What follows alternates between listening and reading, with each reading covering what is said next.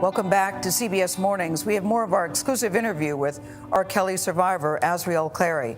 A jury convicted Kelly this week of 9 charges. Now, 5 of those related to crimes committed against her, including transporting a minor across state lines to engage in sexual activity. Clary, who is now 23 years old, says Kelly abused her verbally and physically for years.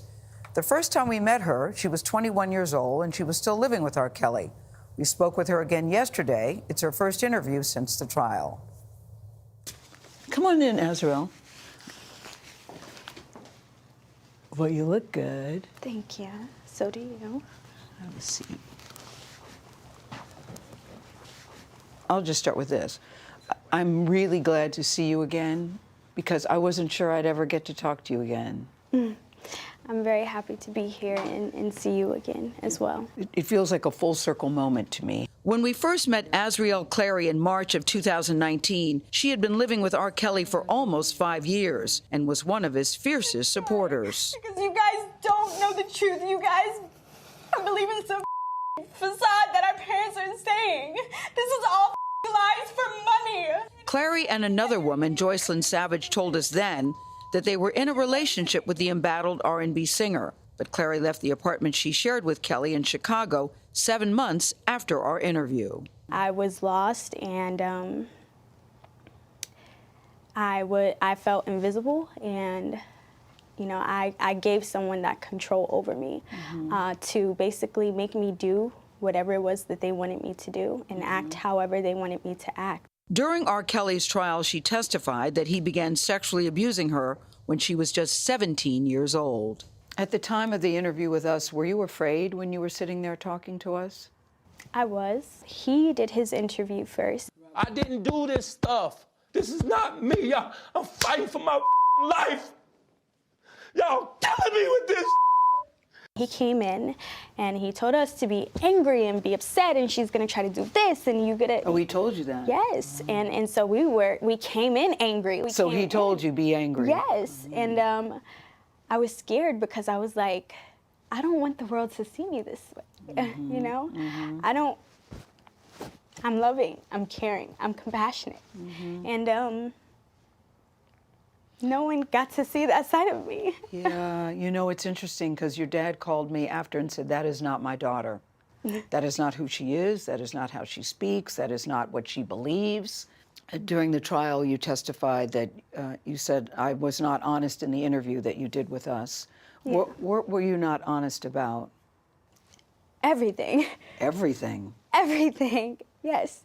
You know, before that interview, he had us practicing every single day. Practicing what? Answering questions. And if he didn't like our answer, he would tell us exactly what to say and how to say it.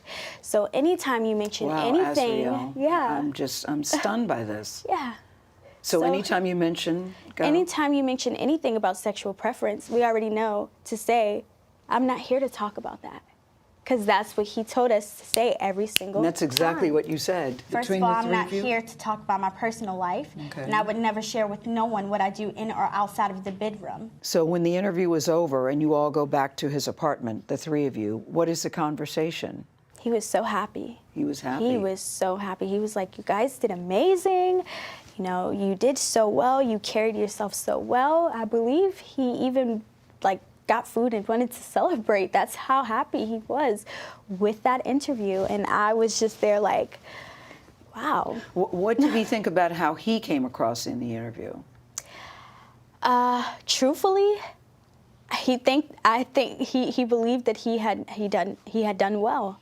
He felt like he had really made a great reflection of himself and where he was in life, and how all these women were lying on him, and how all these people were just, out to get him, and, that sympathy card that he just loved so much. Did you ever have conversations when he wasn't around to say, this is not good, this is not healthy, we got to get the hell out of here? Did you ever have any conversations like that? I feel like a lot of people tried, but everyone always got beat over it because he was very good at manipulating a situation. So even if he knew or not, he would basically say, he could come in this room right now and he would say, I've already spoken to Joy. She already told me exactly what you guys have been talking about. You have 5 minutes to be honest, or you're going to be thrown around this entire room. Everything that we were living in had become very normal. And I had to break out of that. I had to realize that this is actually abnormal. Yeah, the dysfunction was so prevalent that after a while it did feel normal to you? It did, because it was not only me, it was other women who were older than me. You know, when I met him at 17, he had 4 other women. And so these women are all normalizing his actions, and then you have assistants normalizing his actions, and you have workers and security and everyone else that normalizes it. So me being very young at that time, I just learned to normalize it. What do you think anybody could have said or done to help you leave the situation sooner? Nothing. Nothing. Nothing. I feel like that is something that I would have had to had woken up from myself, something that I would have had to realize on myself. And, you know, a lot of people don't realize with victims, the more you try to help them, the more it upsets them sometimes, you know. Your interview stands out because you are one of the few who we've heard who defended him so vocally and so adamantly, and now ends up testifying against him. Well, your testimony was very key, Azriel, was very key. It was very graphic, it was very painful. Some of it was so graphic the judge wouldn't even allow it to be released to the public. And I'm wondering what it was like for you sitting there, looking at him while you're testifying about what your life had been like with him. I feel like it was very disturbing to have to relive those moments. And I don't know, a piece of me was happy because I felt like... Happy? Yeah, because I felt like this person no longer has control over me, you know? You don't tell me what to do and what to wear and where to go and how long to be in a room anymore, so.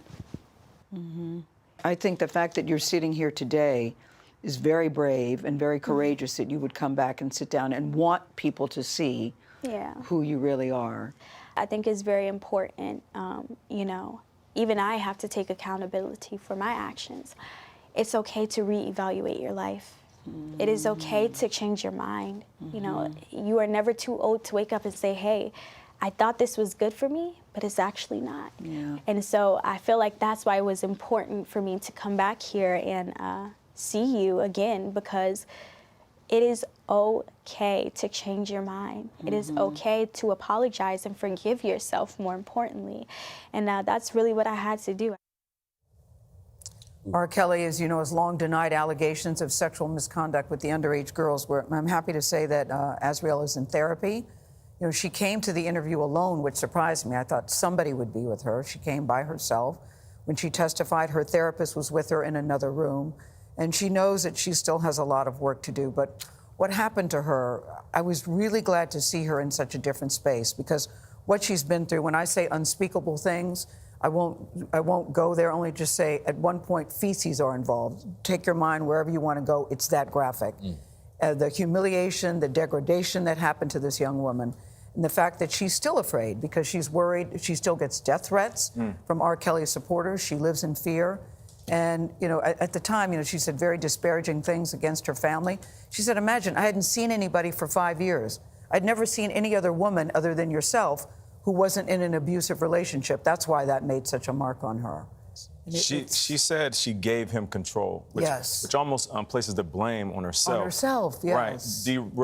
Does she realize at this age that he was manipulating her and that he actually took control? Yeah, she realizes it now, though, Nate. But at the time, you know, he was very good in terms of grooming them. For sure. You know, and you would think that everything was fine. When we came to do that interview, he would say, oh, they're out shopping, which is what he would do. He would send them shopping, so they came back with all these shopping bags to show these people aren't being held against their will. They're happy. They're out shopping. Having they're a great life. Yes, yes. It's all very, very, very manipulative. It's an amazing interview, Gil.